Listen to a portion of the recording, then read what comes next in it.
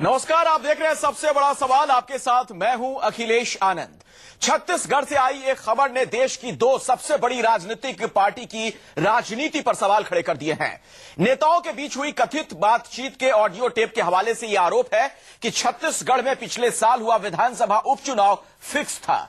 Indian express अखबार के मुताबिक आखिरी वक्त में कांग्रेसी उम्मीदवार ने चुनाव से अपना नाम वापस लेकर बीजेपी को वॉकओवर दे दिया था।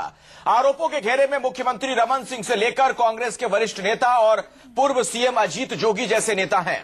ऐसे में आज सबसे बड़ा सवाल है कि क्या भ्रष्टाचार के मामले में कांग्रेस और बीजेपी मिली हुई है? क्या रमन सिंह अजीत जोगी ने चुनाव फिक्स करवाया? और क्या रमन सिंह को सीएम की कुर्सी से हटाएगी बीजेपी? सवाल यह भी कि क्या अजीत जोगी को पार्टी से निकालेगी कांग्रेस?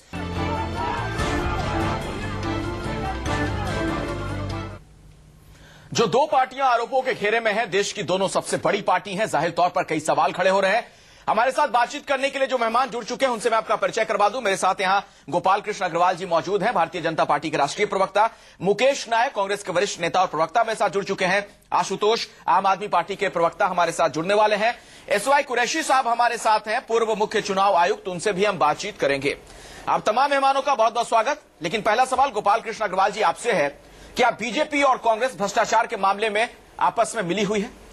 देखिए, ये जो मामला है ये कांग्रेस का अपना अंदरूनी उनकी राजनीति चल रही है। वहां पे छत्तीसगढ़ में सब जानते हैं अजीत जोगी और जो वर्तमान में उनके पदाधिकारी हैं उनका आपस में किस तरह का संबंध है और एक दूसरे के ऊपर आरोप प्रत्यारोप कर रहे हैं। नहीं तो अमित जोगी और अजीत जोगी फोन के जरिए क्या उस चीज को सुलझाने की कोशिश कर रहे थे कांग्रेस के नेताओं से बात करके? नहीं, ये षड्यंत्र की बात है। कोई वो जो फोन रिकॉर्डिंग है वो जेन्युइन है, ये अभी कोई बात नहीं। सिरे से रमन सिंह जी ने खारिज किया है कि इसमें कोई तथ्य नहीं है, कोई सत्यता नहीं है, इसके ऊपर कोई लीगल कोई वो भी नहीं है कि ये कोई जेन्युइन है कि नहीं है। अजीत जोगी जी ने भी डिनाई किया है। तो अल्टीमेटली नहीं, अब आप अजीत जोगी की भी बात नहीं, हम उसकी बात नहीं कर रहे। अपनी पार्टी का तो बचाव कर ही रहे, अजीत जोगी का भी आप बचाव करने लगे। नहीं, मैं ये कह रहा हूँ कि जब ये जो पूरी बात है, ये जो वीडियो, ये जो टेप की बात कर रहे हैं, इसकी ऑथेंटिसिटी है नहीं, सिरे से खारिज रमन सिंह जी ने किया हुआ है, तो इसको आप ऑथेंटिक बना के आज जो पूरा माहौल चल रहा है। लेकिन फिर आप ये क्यों कह रहे हैं कि ये कांग्रेस की जो अंदरूनी राजनीति है छत्तीसगढ़ में उसका नतीजा है? मैं तो उनके रेफरेंस से कह रहा हूं कि उन्होंने कहा कि ये, और माटूराम पवार ने भी कहा है कि मुझे फंसाने की बात होती। तो यह जो सारी बात है आपस में जो पूरी राजनीतिक उनके यहाँ पे वहाँ स्थिति है वो अपने आप में काफी डावाडोल है और उसी का नतीजा एक दूसरे को क्रॉस वो कर रहे हैं। चलिए मैं जवाब लेता हूँ। मुकेश नायक जी, फिर इस्तीफा कौन दे? अजीत जोगी पार्टी से इस्तीफा दें या रमन सिंह मुख्यमंत्री पद से इस्तीफा दें? देखिए, इसमें जो भी जिम्मेदार होगा, जिसकी भी रिस्पॉन्सिबिलिटी होगी, जो भी दोषी पाया जाएगा, सबको इस्तीफा देना पड़ेगा, चाहे वो कोई भी नेता हो, किसी भी राजनीतिक दल का नेता हो। ये कहना कि ये कांग्रेस की अंदरूनी राजनीति का परिणाम है, बहुत हास्यास्पद है। मामले को ध्यान से हटाने की कोशिश है।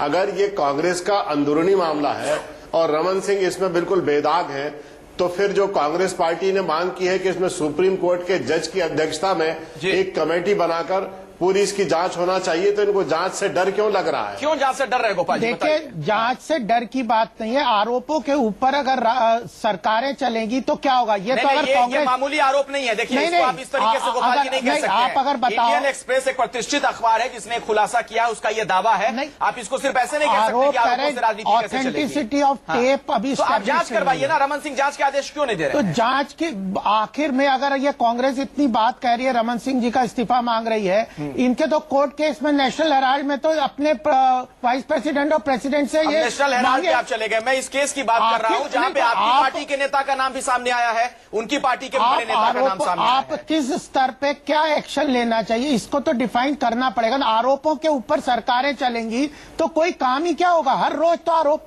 एक एक दिन में 4-4 आरोप, और उसमें से पिछले कितने आरोप प्रूफ हुए हैं, क्या हुए हैं? मैं आरोपों पे सरकार चलाएंगे क्या?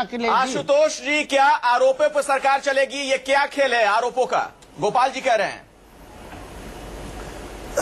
नहीं, देखिए, इसमें दो पहलू बड़े महत्वपूर्ण हैं। आरोप बात तो यह है कि इस पूरे मसले में कांग्रेस पार्टी और बीजेपी दोनों रंगे हाथों पकड़े गए हैं। इसलिए रंगे हाथों अभी आरोप है, रंगे हाथों। आशुतोष जी, आपके यहाँ पे कितने आरोप हुए? आपने अपना क्या स्टैंड लिया ना? नहीं तो आप रंगे हाथों पकड़े गए, मतलब कमाल है। आपके यहाँ पे गोपाल राय रंगे, उनके अपने अफसर्स को टीम को निकालना पड़ा। गोपाल जी, आप मुझे बोल लेने दीजिए, उसके बाद आप बोलिएगे। आप बोल लेने दीजिए ना, आपको हाँ, तो आप गलत शब्द का प्रयोग मत करिए। रंगे हाथों पकड़े गए का मतलब क्या होता है और यहाँ पे आरोप है, आप इसका फर्क आप करेंगे तो आपको बोलिए। चलिए उनको बोलने दीजिए, आशुतोष को अपनी बात कंप्लीट करने दीजिए, बोलिए। नहीं, मुझे लगता है टीवी में पहली बार आए, इसलिए थोड़ा सा इनको दूसरे को सुनने का पेशेंस होना चाहिए। आपके साथ भी कई बार रहे हैं हम इस पूरे मामले के अंदर। अरे सर जी, अब सुन लीजिए ना बात को। मैं आपको बहुत साफ तौर पे कह दूं कि बिल्कुल अगर आप ध्यान से देखिए तो इसमें रमन सिंह जी को तब तक इस्तीफा दे देना चाहिए। मैं इसका थोड़ा सा पैरेलल आपको ड्रॉ करता हूं। जब मनमोहन सिंह की सरकार थी तो उस वक्त के मंत्री थे पवन बंसल, और इसी तरीके का आरोप पवन बंसल के भतीजे के ऊपर लगा था कि उन्होंने आशुतोष जी, आप पार्टी का रखिए ना पैरेलल। भतीजे पर आरोप लगा, भतीजे पर आरोप लगा था, और उसके कुछ समय के बाद पवन बंसल को अपने पद से इस्तीफा देना पड़ा था। आज बिल्कुल उसी तरीके की बात हो रही है। यहां पर रमन सिंह के भतीजे जी बाकायदा डील कर रहे हैं। डील करने के बाद कॉज एंड इफेक्ट भी हो रहा है, और वहां पे बाकायदा वो आदमी चुनाव से हट जाता है। यानी जो कुछ बातें कही गई हैं वो बातें स्टैब्लिश हो रही हैं। तो अगर पवन बंसल को इस्तीफा देना पड़ा था यूपीए की सरकार में, मनमोहन सिंह की सरकार में, तो रमन सिंह को अपने पद से फौरन इस्तीफा दे देना चाहिए। दूसरी बात, जहां तक अजीत जोगी का मामला है, मैं आपको बताना चाहता हूं, आज से करीब 7-8 साल पहले एनसीपी के कैंडिडेट, बल्कि 10 साल पहले की बात है, एनसीपी के कैंडिडेट था रामावतार जक्की। उनका मर्डर हुआ था, और उस मर्डर में अजीत जोगी और उनके बेटे का नाम आया था। सीबीआई की बाकायदा जांच हुई थी। तो ऐसा नहीं है कि अजीत जोगी जी कोई दूध के धुले हुए आदमी। उनका इतिहास और अतीत अगर आप देख लेंगे तो बिल्कुल स्पष्ट हो जाएगा। साल 2003 में भी आरोप लगे थे, सबसे गंदा पहलू है। जी, साल 2003 में भी आशुतोष उन पर आरोप लगे थे। आशुतोष जी से एक ही बात करवाने के लिए जोड़ तोड़ की कोशिश की। एक मिनट, मेरे साथ कुरैशी साहब है, जरा मुझे उनके पास जाने दीजिए, फिर मैं बाकी मेहमानों के पास जाऊंगा।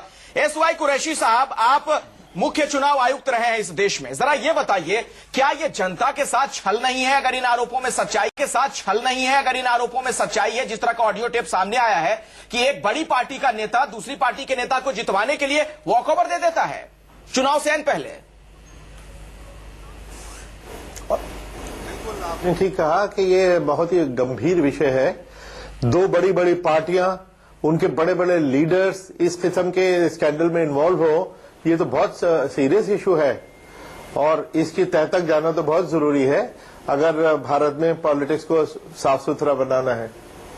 जी गोपाल जी, इसकी तह तक जाना जरूरी है, कुरैशी साहब को भी ऐसा लगता है। आपको लगता ही नहीं है कि इसमें जांच होनी चाहिए? आप कह रहे हैं कि आरोपों पर राजनीति नहीं होती है। देखिए, जांच कौन करेगा? इलेक्शन कमीशन को करनी है तो कर सकता है। नहीं, आप एसआईटी बनवाइए ना, क्यों नहीं बनवा रहे हैं? अरे हर चीज आप ये बताओ अभी गोपाल जी, आपको हर चीज लग रही है? नहीं, इतने संगीन आरोप, इतने गंभीर आरोप, आप इसको हर चीज में जोड़ दे रहे हैं। आरोपों के ऊपर यहाँ से देश की सत्ता नहीं चल सकती।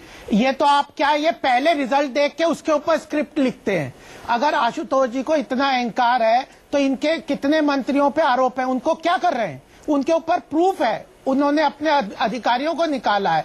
और कांग्रेस के तो जो प्रेसिडेंट वाइस प्रेसिडेंट के ऊपर कोर्ट केस ने स्ट्रिक्चर दे दिया, वहां तो कुछ नहीं कर रहे। और दूसरे के ऊपर रोज आरोप लगाना, रोज बात करना, इन आरोपों के ऊपर आप जांच की मांग करिए, हमें कोई दिक्कत नहीं है, करिए मांग। आप ये कह रहे हो इस्तीफा दे दो, अरे आप जांच करना है, मांग करिए, सरकार चलेगी। आशुतोष, लेकिन अराजकता का माहौल तो जो जांच की मांग करिए, इस्तीफे की मांग मत कीजिए। गोपाल जी आपको सलाह दे रहे हैं। मैं गोपाल जी को सलाह देना चाहता हूं, थोड़ा सा इतिहास पढ़ ले। शशि थरूर के ऊपर आरोप लगा था, उनसे इस्तीफा लिया गया था। पवन बंसल के ऊपर आरोप लगा था, उनसे इस्तीफा लिया गया था। आशुतोष जी, आप कांग्रेस को इस देश का इस्तीफा लिया गया था। ए राजा के ऊपर भ्रष्टाचार के आरोप लगे तो उनसे इस्तीफा लिया गया था। उससे आप क्यों नहीं सीखते? आरोप लगा तो उनसे इस्तीफा लिया गया था। तो सुरेश कलमाडी के ऊपर आरोप लगा था, उनसे इस्तीफा लिया गया था। यही बीजेपी थी जो 2013 के पहले आरोप लगाकर इस्तीफे मांगा करती थी। बिल्कुल आरोप लगा के नहीं, दुनिया को ज्ञान दे रहे, आरोपों से काम नहीं चलता। आशुतोष जी, इन सारे आरोपों में, आशुतोष जी, इन सारे आरोपों में भ्रष्टाचार प्रूफ हुआ है। प्लीज गोपाल जी, आप अगर थोड़ी हम लोग सभ्यता से बात करें तो ज्यादा अच्छा होगा। आप बोल रहे थे, मैं बोल नहीं रहा था।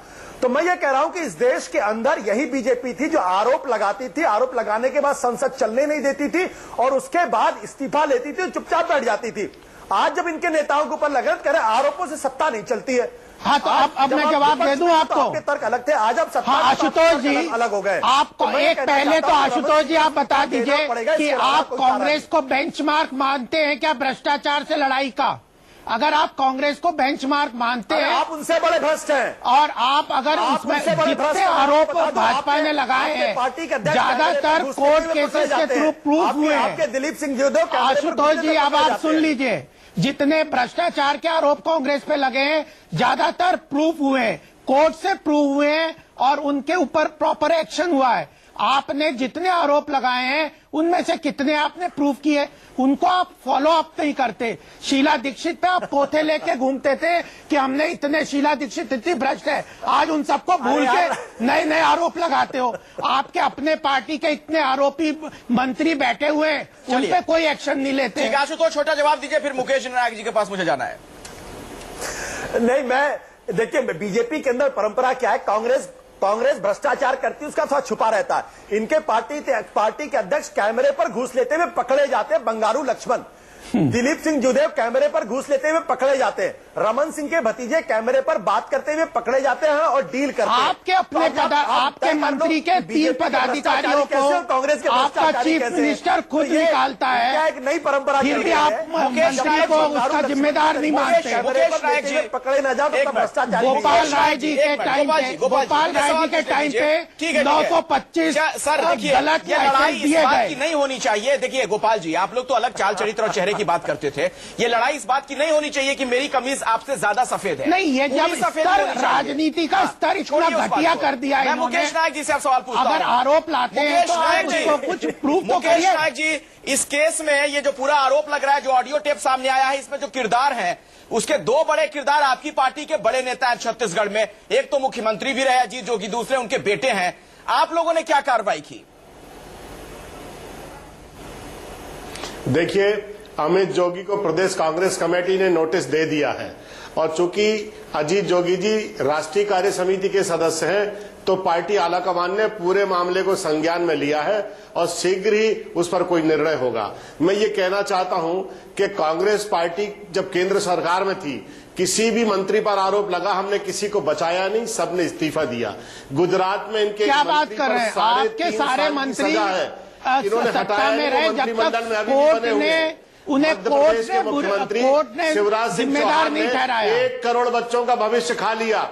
छत्तीसगढ़ के मुख्यमंत्री रमन सिंह पर 36,000 करोड़ का पीडीएस स्कैम का मामला है। क्या बात करें, सुप्रीम कोर्ट ने पीडीएस में छत्तीसगढ़ को एक एग्जाम्पलरी, करते समय आप बिल्कुल गलत बातें कर रहे हैं।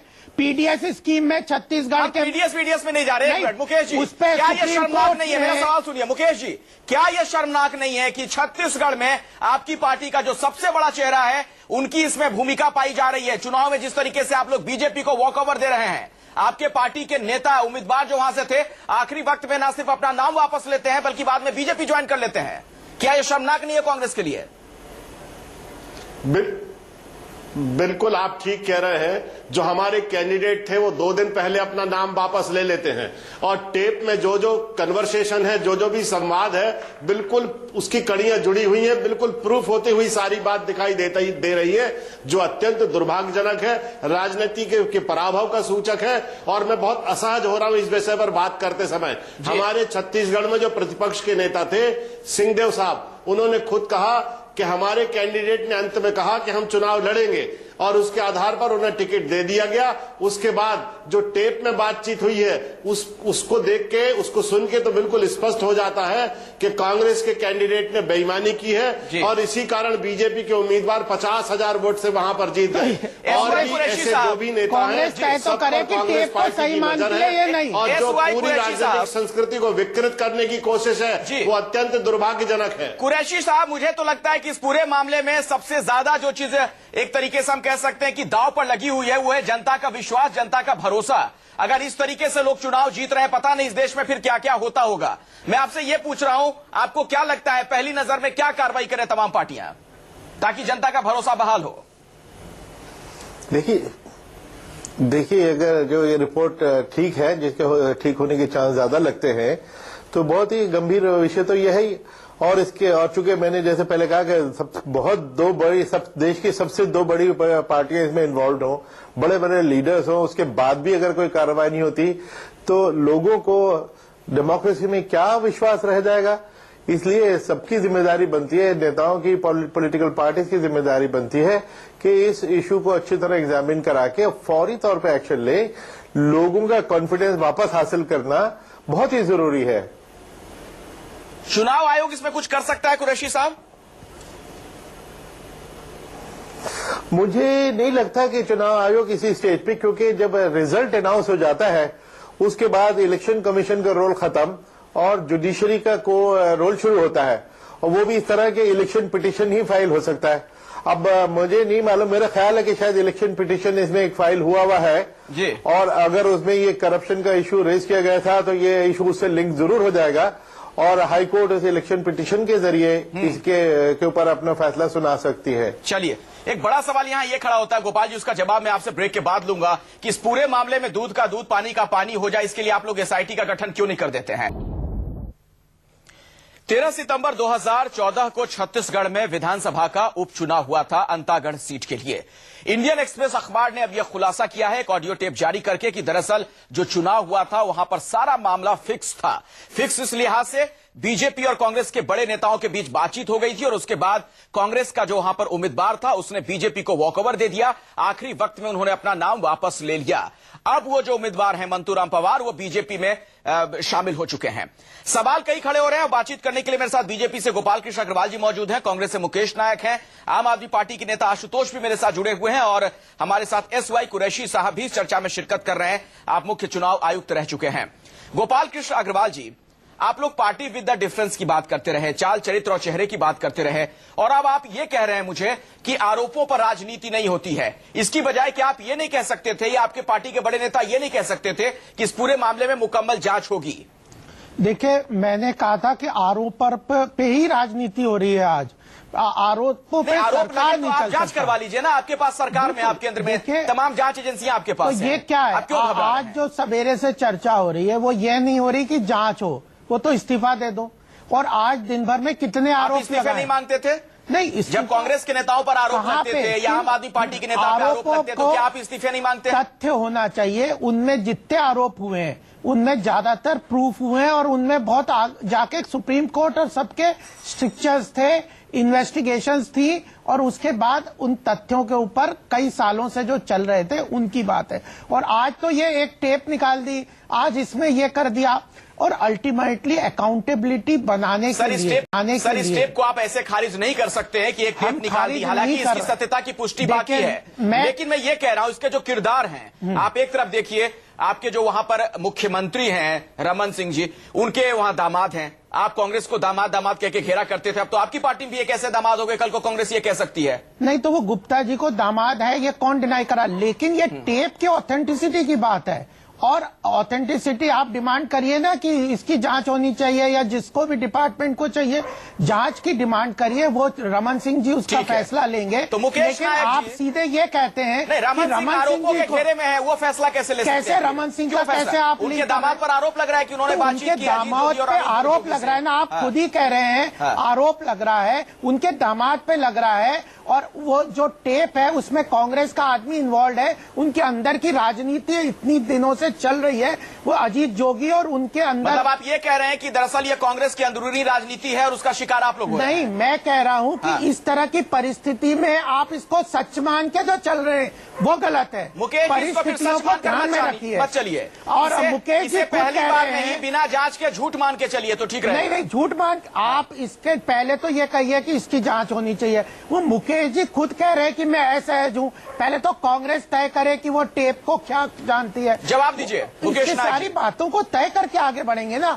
आप कहेंगे कि हमने आरोप लगाया, आप जवाब दीजिए मुकेश नायक जी, जवाब दीजिए। देखिए, सबसे बड़ी बात है पूरी पॉलिटिकल कल्चर की। बीजेपी जिन राज्यों में शासन में है वो लोकतंत्र को, राजनीतिक दल को और नेता को केवल चुनाव हारने जीतने के कारखाने में तब्दील करना चाहते हैं। मैं एक उदाहरण दूं आपको। मध्य प्रदेश में बीजेपी की सरकार बनी, बहुत बड़ा बहुमत उनको मिला। चुनाव के सरकार बनाने के 15 दिन बाद उन्होंने 4 कांग्रेस के विधायकों को दल बदल करा के बीजेपी में शामिल कर लिया। जब उनसे पूछा कि भैया इतना बड़ा बहुमत आपके पास पहले से था, तो आपको दल बदल कराने की क्या जरूरत थी? इस तरह के क्रूर बहुमत की आपको क्या आवश्यकता है? तो कहने लगे ये कांग्रेस विहीन भारत के निर्माण का जो हमारा संकल्प है, उसका फार्मूला है जो हम उसको इम्प्लीमेंट कर रहे हैं। दल बदल होना पॉलिटिकल ये लीगल एक वैलिड यहाँ इस देश का कानून है। दल बदल को आप इस तरह करवा लिया और कर लिया, ये आप अपने हिसाब से डेफिनेशंस कैसे लगा सकते हैं? आप भी तो लगा रहे हैं ना। आप ये कह रहे हैं कि इसको हम पहले सच मान कर ना चलें, इस पूरी मैं तो ये कह रहा हूँ जांच के पहले ही आप ये बात कह रहे हैं कि सच मान कर ना चलें, और कल को सच साबित हो गया तो आप आरोप तो सच होगा तो फिर तो सजा होगी। तो सच कौन साबित करेगा जब जांच ही नहीं होगी? आप जांच के लिए तैयार नहीं हो रहे हैं। जांच के लिए तैयार नहीं हो रहे, ये किस आप ये तो क्यों नहीं रमन सिंह कहते हैं? रमन सिंह आकर सामने कहें कि हम एसआईटी का गठन कर रहे हैं या फिर हम सीबीआई जांच की मांग करते हैं। अगर हर चीज क्यों नहीं कहते हैं? एसआईटी कितने गठन होंगे और हर रोज नए आरोप करेंगे। आशुतोष आरोप करते हैं। आशुतोष, क्या राजनीति का स्तर हमारे देश में लगातार गिरता जा रहा है? और सवाल को मैं जिस संदर्भ में पूछ रहा हूं जरा समझिएगा सर इसको।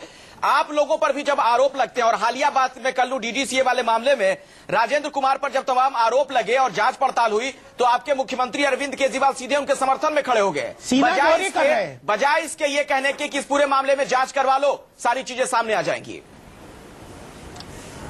और यही नहीं, मैं 2 बातें कह रहा हूं। पहली बात तो ये कर आप अगर हमारा रिकॉर्ड देखें, हमारे एक मंत्री पर आरोप लगा, उसको फौरन उसका इस्तीफा हुआ। उसके बाद दूसरे मंत्री के बारे में हमारे पास सबूत मिला, हमने उसका इस्तीफा ले लिया। हमने राजेंद्र कुमार के बारे में कभी नहीं कहा कि जांच से वो भागे। हमने कहा कि वो जांच का सामना करें और अगर वो जांच में दोषी पाए जाते हैं तो उनके खिलाफ कानूनी कार्रवाई होनी चाहिए। हम आज भी कह रहे हैं, उस दिन भी कह रहे थे। हमने कभी नहीं कहा राजेंद्र कुमार के खिलाफ जांच होनी चाहिए। अरविंद केजरीवाल ने असेंबली में कहा कि सीना चोरी करेगी कोई। गोपाल जी आप दूसरा सुनने का पेशेंस रखिए भाई, थोड़ा सा संयम रखिए ना, थोड़ी बात थोड़ी सभ्य तरीके से तो ज्यादा बेहतर रहेगी। मैं ये कहना चाहता हूं, इस पूरे टेप को अगर आप ध्यान से सुने तो इसमें सिर्फ यही नहीं हुआ कि आप अपना कैंडिडेट विड्रॉ कर लीजिए, बल्कि उसमें कहा गया इतने करोड़ रुपए उनको दिए जाएंगे। राय की बात छोड़ गया, डील हो रही है। गोपाल राय की बात क्यों नहीं कर रहे? 1 करोड़ नहीं, 70 लाख रुपए। आशुतोष जी, गोपाल राय की बात क्यों छोड़ गए आप? गोपाल राय का भी जवाब दे दीजिए। आप कृपया दूसरों की बात सुनने का पेशेंस रखिए भाई। अरे दूसरों का बात सुनने का पेशेंस रखिए, थोड़ी सभ्यता बरतिए। अपना रिकॉर्ड बता रहे थे, जब आप बोलते मैं नहीं बोलता हूं। आशुतोष जी, जब आप अपना रिकॉर्ड बता रहे थे तो गोपाल राय का भी बता देते हैं। अखिलेश जी जरा इनको थोड़ा बारी बारी से अपनी बात रखिए। सभी लोगों से मेरी गुजारिश है, अपनी बात बारी बारी से रखें, नहीं तो कोई किसी को सुन नहीं पाएगा। आशुतोष जल्दी से कंप्लीट कीजिए अपनी बात। हाँ, मैं ये कहना चाहता हूं, अगर आज पूरे मामले में ध्यान से देखिए तो सिर्फ कांग्रेस और बीजेपी के बीच मैच फिक्स नहीं हो रहा था, बल्कि पैसे लेकर मैच फिक्स हो रहा था। यानी 1 करोड़ रुपए दे दो, कह रहा 1 करोड़ नहीं 70 लाख में हो जाएगा। फिर वो कह रहा इतना कम ना कर दिए कैंडिडेट भाग जाए। मतलब यानी लोकतंत्र का इतना खुला मजाक, वो भी बीजेपी और कांग्रेस जो 2 प्रिंसिपल पार्टी उनके बीच में हो रहा था। आप सोच सकते हैं कितना घटिया और गंदा मजाक बीजेपी और कांग्रेस दोनों कर रही है। मुझे तो बड़ी हैरानी होती है कि कम से कम हमारे जो कांग्रेस के साथी हैं वो तो ये तो कह रहे हैं कि उन्हें शर्म आ रही इसको डिफेंड करने में। बीजेपी के साथी को तो शर्म भी नहीं आ रही इसको डिफेंड करने में, वो जांच भी नहीं करवाना चाहते। कुरैशी साहब, लोकतंत्र में लोगों की आस्था बनी रहे। बात आशुतोष जी, इस देश में अब आप पार्टी या आशुतोष जी तय करेंगे कि कानूनी क्या सही है, क्या गलत है, कौन सा आरोप सही है। जो आपने कह दिया वो आरोप सही है और जो आपने मना कर दिया वो आरोप गलत है। इस तरह की राजनीति आप कर रहे हो और फिर आप कहते हो कि मतलब हम बात करेंगे। कुरैशी साहब से मेरा सवाल है, आप तर्क वितर्क में उलझे रहेंगे, फिर बात आगे नहीं बढ़ पाएगी। अखिलेश छोटे में, बिल्कुल अखिलेश में छोटा सवाल गोपाल जी से पूछना चाहता हूं। क्या वो इस पूरे मामले की जांच चाहते हैं? और जब तक जांच हो रही है तब तक क्या मुख्यमंत्री जी इस्तीफा देंगे? मैं इतनी सी बात, और क्या उनको लगता है कि गलत जवाब दीजिए गोपाल जी, मुझे फिर कुरैशी साहब के पास जाना है। हम आपसे पूछना चाहते हैं कि आप गोपाल राय का इस्तीफा किस दिन लेंगे? आप अपने आपके रिकॉर्ड को एक दूसरे से सवाल पूछते हैं लेकिन जवाब नहीं देना चाह रहे हैं। नहीं तो ये पहला जवाब आशुतोष जी ने देना चाहिए, वो अपना जवाब मिल गया। कुरैशी साहब, मुझे गोपाल कृष्ण जी का। कुरैशी साहब, राजनीति में क्या हम नजीर की उम्मीद ना करें? हमारे देश में राजनीति का स्तर इतना कम हो गया है, घट गया है, गिर गया है? इस्तीफे क्यों नहीं होते हैं सर अब? क्योंकि आरोप ही आरोप है। ये तो मैं तो कह ही रहा हूँ कि ये तो बहुत ही अफसोसनाक बादशाह है, बहुत अफसोसनाक ये वाकया है, और ये एक राजनीति का बहुत ही भयानक चेहरा है, और इसको भी अगर सीरियसली नहीं लेंगे और उसको तू में उलझा के रखेंगे तो ये तो कोई जनता को तो कुछ अच्छी नहीं लगेगी ये बात। नहीं, लेकिन कुरैशी साहब एक बात बताइए, आप लंबे वक्त तक चुनाव आयोग से जुड़े रहे, ये बताइए मुझे जरा, क्या ये हमारे देश के लिए नई चीज है या पहले भी धन बल का इस्तेमाल करके इस तरह की सेटिंग होती रही है? ये मामला अलग इसलिए है, अलहदा इसलिए है, जुदा इसलिए है क्योंकि यहां पर जो किरदार सामने आ रहे हैं ऑडियो टेप में तथाकथित तौर पर, वो बड़े आदमी हैं, बहुत बड़े बड़े नेता अपनी पार्टियों के। जी देखिए, जी हाँ, इसमें जो दो बातें आपने कही वो तो पुरानी है, नई नहीं है, क्योंकि एक तो इनर पार्टी जो दुश्मनियां हैं वो बड़ी कॉमन है, और हमने अक्सर देखा है कि कोई पार्टी का एक कैंडिडेट दूसरों को हराने के लिए अपनी ही पार्टी के कैंडिडेट को हराने में लग जाता है ताकि उसका राइवल एक इमर्जिंग लीडर है वो नाकाम हो जाए। ये बहुत कॉमन स्टोरी है। दूसरे, ये पैसे का इस्तेमाल इलेक्शन में इतना भयानक होता जा रहा है। अब आपको याद होगा 2 साल पहले झारखंड में किस तरह वो राज्यसभा के इलेक्शन के लिए करोड़ों रुपए इस्तेमाल हो रहे थे उस वक्त, लेकिन वो चूंकि हमने टाइमली पकड़ लिया था तो हमने तो वो 2 इलेक्शन काउंटर मांड कर दिए थे। वो इशू फिर झारखंड हाईकोर्ट में भी गया। उस वक्त हम ये डर रहे थे कि अगर हम ये डिसीजन लेते हैं काउंटर मांड का, कोर्ट ये कहे कि साहब आपने वो जो पैसा पकड़ा था उसको इलेक्शन से लिंक कैसे कर दिया, कोई कंक्लूसिव प्रूफ तो नहीं है, लेकिन हमने कहा हम तो फिर भी चांस लेंगे क्योंकि हमारा कॉन्शियस ये कहता था कि जरूर गड़बड़ है जी। बाद में जब ये इलेक्शन का ये केस गया हाईकोर्ट में, हाईकोर्ट ने इसको इतनी सराहना दी इस हमारे जजमेंट को। उन्होंने कहा कि इलेक्शन कमीशन ने 60 साल में इतना अच्छा काम नहीं किया है, और जिस ने जो कोर्ट में गया था उस पर 1 लाख रुपए का जुर्माना तक कर दिया जी। तो जुडिशरी का बहुत अच्छा रोल रहा है इलेक्शन को साफ सुथरा करने में, इलेक्शन कमीशन को मदद करने में। और मैं समझता हूँ ये चीज भी अगर जुडिशरी के डोमेन में जाती है, जो कि इलेक्शन पिटीशन अभी पेंडिंग है जी, उसी में ये इशू जुड़ जाए तो वहां से जल्दी फैसला आ जाए तो बात अच्छी हो जाएगी। ठीक है, एक ब्रेक के लिए रुकना पड़ेगा, उसके बाद आप जवाब दीजिएगा। गोपाल जी, सवाल तो यह भी है कि क्या पार्टियों में अक्रॉस द पार्टी लाइन इस तरह की चीजों में सहमति होती है, और पर्दे के पीछे क्या इस तरह के बहुत सारे खेल चलते रहते हैं?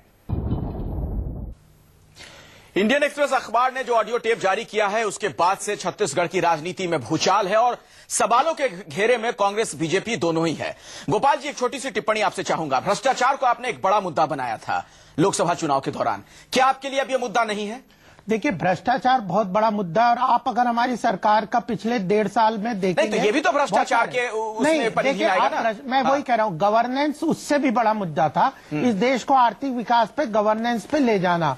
जब ये आप अब पिछले मैं 6-8 महीने से देख रहा हूँ, आरोपों पे लगा के भाग जाओ। अरे इस तरह तो आप सरकार ही नहीं कौन कर रहा है, ऐसा कौन कर रहा है? ये जो आप और कांग्रेस और क्या कर रहे हैं, पार्लियामेंट चल रही है। लेकिन ये जो ऑडियो टेप सामने आया है इसमें तो कोई आरोप पार्टी वाले, इसमें तो कांग्रेस खुद फंसी हुई है। बिल्कुल, तो ये अगर आपको इसकी जांच करवानी है, मांग करिए, जो मर्जी करना है करिए, एक सिस्टम से। हमें एक समय नहीं है, आखिरी टिप्पणी मैं कह रहा हूँ, हमें इंस्टीट्यूशंस पे अपने विश्वास रखना चाहिए। ठीक है, संस्थानों पे हमें भरोसा रखना चाहिए, आपको ये नसीहत दे रहे हैं गोपाल जी। मुकेश जी, बिल्कुल छोटा जवाब दीजिएगा। देखिए, छत्तीसगढ़ की सरकार और मध्य प्रदेश की सरकार इतिहास की सबसे निर्लज्ज और सबसे भ्रष्ट सरकारें हैं, और आने वाले चुनाव में ये टिकेंगी नहीं जनता के बीच में। लेकिन छत्तीसगढ़ का विपक्ष, एक मिनट, लेकिन छत्तीसगढ़ का विपक्ष क्या कर रहा है? अजीत जोगी, छत्तीसगढ़ का विपक्ष पूरी क्षमताओं के साथ, पूरी शक्ति के साथ वहां पर प्रतिपक्ष की भूमिका का निर्वहन और इस तरह के ऑडियो टेप में भी सामने और पहला विपक्ष है। हाँ। बघेल जी प्रदेश कांग्रेस कमेटी के अध्यक्ष हैं। ठीक है, लेकिन आपके नेता है ना अजीत जोगी, उनको आप खारिज थोड़ी ना कर सकते हैं, आपके अभी भी वो नेता है। आशुतोष, क्या आपकी पार्टी का भी स्टैंड, जब आपकी पार्टी पर आरोप लगते हैं तो ये नहीं होना चाहिए कि नहीं, बिल्कुल मामला जब तक साफ ना हो जाए, दूध का दूध पानी का पानी ना हो जाए, तुरंत इस्तीफा लें, राजनीति की शुचिता बरकरार है? हमने बीजेपी और कांग्रेस और हमें फर्क है, हमारे लोगों पर आरोप लगे, थोड़ा सा भी प्राइम एफएसआई हमको एविडेंस लगा, हमने उनके खिलाफ कार्रवाई की, चाहे वो 2 मंत्रियों के खिलाफ कार्रवाई हुई, इसलिए आप ये नहीं कह सकते। इसके अलावा प्रिंसिपल सेक्रेटरी के खिलाफ भी हमें आरोप के साथ प्राइम एफएसआई एविडेंस मिला, उनके खिलाफ जांच के आदेश सीबीआई में हमने खुद का, किसी बीजेपी कांग्रेस नहीं। समय नहीं है कि अगर तो रिजाइन समय नहीं है। आखिरी टिप्पणी कुरैशी साहब आपसे चाहूंगा, इस मामले में फौरन क्या कार्रवाई होनी चाहिए आपके मुताबिक, और पार्टियों का क्या स्टैंड होना चाहिए, बीजेपी कांग्रेस का?